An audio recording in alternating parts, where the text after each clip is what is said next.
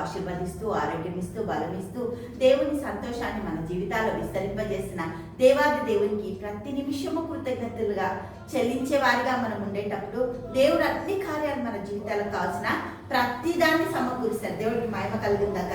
కీర్తనలు హల్లెలూయా 57వ అధ్యాయము 1వ వచనం చూద్దాం. నన్ను కరుణింపుము దేవా, నన్ను కరుణింపుము, నేను నీ శరణు జొచ్చి ఉన్నాను. ఈ ఆపదలు తొలగిపోవు వరకు నీ రెక్కల నీడన శరణు జొచ్చి ఉన్నాను. దేవునికి మహిమ కలుగును గాక. దేవాది దేవుడికి మనము ప్రార్థించినప్పుడు దేవా ఈ ఆపద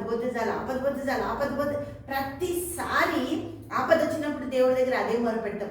కానీ ఆపదను తీసేసి దేవుడు మనకు కావాల్సిన ప్రతి మార్గాన్ని సన్మార్గంగా సిద్ధపరుస్తాడు. 2వ వచనం చూద్దాం. మహోన్నతుడైన దేవునికి నా కార్యం సఫలము చేయు దేవునికి నేను మొరపెట్టుచున్నాను. దేవునికి మహిమ కలుగును గాక. మొరపెట్టిన ప్రతిసారి నీ మోకాళ్ళు ఉంచిన ప్రతిసారి దేవుడు నీ వైపు తిరిగి నీ కోసం సహాయం చేయడానికి సిద్ధంగా ఉంటాడు. దేవుడికి మహిమ కలుగును గాక. అందుకే ప్రధాన గాయకుడిగా ఈ యొక్క ప్రతి ఇది కూడా దావీదు చక్కగా మనకు వివరించడానికి కీర్తనలు 56వ అధ్యాయము 11వ వచనం.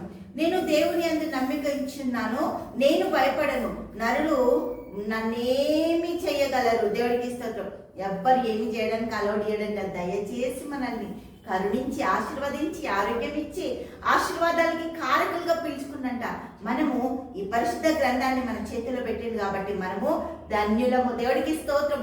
ఆయన ధన్యకరమైన జీవితాన్ని మనము జీవించడానికి దేవుడిచ్చిన గొప్ప ఆధిక్యత ఏంటో తెలుసా? అలాగే ఆ కీర్తనలు 56వ అధ్యాయము 12వ వచనం. దేవా, నీవు మరణంలో నుండి నా ప్రాణమును తప్పించి ఉన్నావు, నేను సజీవుడను, వెలుగులో దేవుని సన్నిధిని సంచరిస్తున్నట్లు జారిపడకుండా నీవు నా పాదములను తప్పించి ఉన్నావు. దేవునికి ప్రతి దగ్గర నువ్వు మొరపెట్టిన ప్రతి మొరకి ఆయన నిన్ను సేవ్ చేసి ఒక ప్రొటెక్షన్ ఇచ్చి కాపుదలనిచ్చి నిన్ను భద్రంగా కాపాడే బాధ్యత ఆయన తీసుకుండు. కాబట్టి నీ భారమంతా యెహోవా మీద మోపు, ఆయనే నిన్ను ఆదుకొనును, నిన్ను సురక్షితంగా నడిపిస్తాడు. ఆశీర్వాదాలకి కారకుడుగాని. ఏంటి ఆశీర్వాదం అంటే? భూమి మీద ఉండే సమస్తం అన్ని మనం సంపాదించుకోవాలి. పరలోకపు నిత్యత్వం, నీ ఆశీర్వాదపు జీవితం. దేవుడికి మహిమ కలుగును గాక. హల్లెలూయా. తండ్రి యేసయ్యానికి స్తోత్రాలు. గొప్పది, అద్భుతకరుడా, ఆశ్చర్యకరుడా, నీకే స్తుతులు స్తోత్రాలు చెల్లిస్తున్నాను. పరలోకపు జీవితం నీ బిడ్డలకు అనుగ్రహించినందుకు కృతజ్ఞతలు చెల్లిస్తూ యేసు నామములో ప్రార్థిస్తున్నాము తండ్రి. ఆమేన్, ఆమేన్, ఆమేన్.